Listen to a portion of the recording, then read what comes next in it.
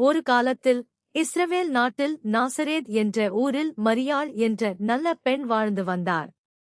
அவருக்கு யோசேப்பு என்ற தச்சருடன் திருமணம் நிச்சயிக்கப்பட்டிருந்தது. அப்போது தேவதூதர் கபிரியேல் மரியாளிடம் தோன்றி, நீ தேவனின் அருளைப் பெற்றிருக்கிறாய். உனக்கு ஒரு மகன் பிறப்பார்.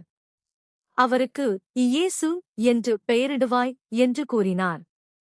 அந்த நாட்களில் மக்கள் தொகை கணக்கெடுப்பிற்காக மரியாளும் யோசேப்பும் பெத்லகேம் சென்றனர்.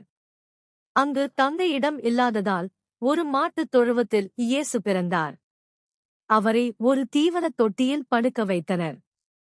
மேய்ப்பர்களும் கிழக்கிலிருந்து வந்த ஞானிகளும் அந்த குழந்தையை வணங்கி பரிசுகள் அளித்தனர். இயேசு நாசரேத்தில் வளர்ந்து ஞானத்திலும் அன்பிலும் சிறந்து விளங்கினார்.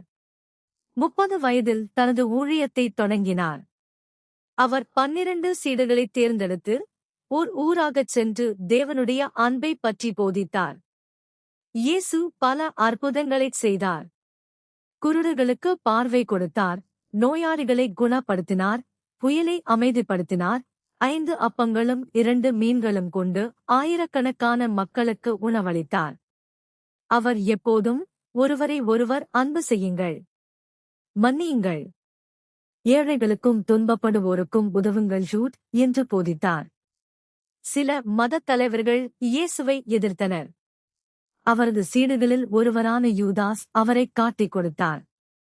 பின்னர் இயேசு கைது செய்யப்பட்டு சிலுவையில் அறையப்பட்டார்.